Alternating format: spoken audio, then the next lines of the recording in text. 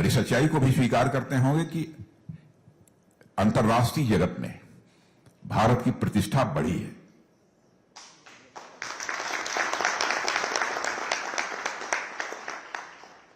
पहले आपने देखा होगा कि इंटरनेशनल फोरम पर भारत जब कभी कुछ बोलता था तो भारत की बातों को जितनी गंभीरता पूर्वक लिया जाना चाहिए दुनिया नहीं लेती थी। भारत तो कमजोर देश है, भारत पिछड़ा हुआ देश है, लेकिन 12-13 वर्षों के अंदर जो परिवर्तन भारत में आया है, आज भारत की हैसियत ही कुछ और हो गई है। आज यदि इंटरनेशनल फोरम पर भारत कुछ बोलता है तो सारी दुनिया कान खोलकर सुनती है भारत बोल क्या रहा है। यह भारत की हैसियत बन गई है। और इसी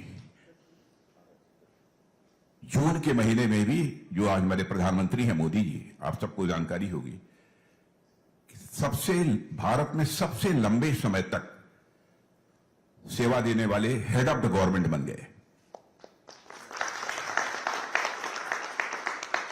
प्रधानमंत्री के रूप में लगभग 12 वर्षों का कार्यकाल, उसके पहले गुजरात के चीफ मिनिस्टर के रूप में ना head of the Gujarat state, इसके रूप में पहले ऐसे वह व्यक्ति बने हैं।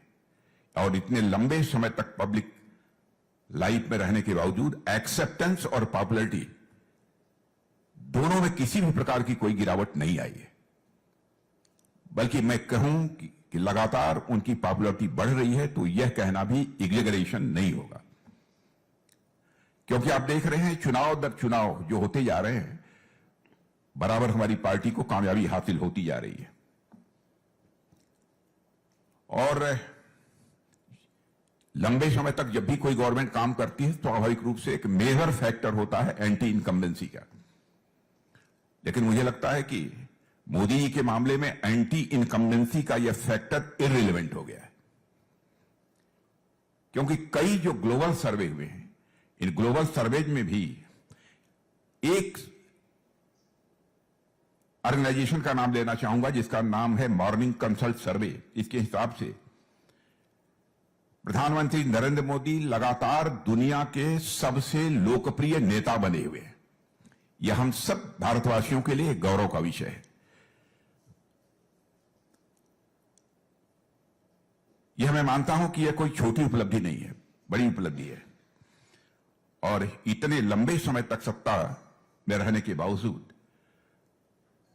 आज तक न प्राइम मिनिस्टर के ऊपर और न किसी मिनिस्टर के ऊपर कोई भी करप्शन का एक भी आरोप नहीं लग पाया है।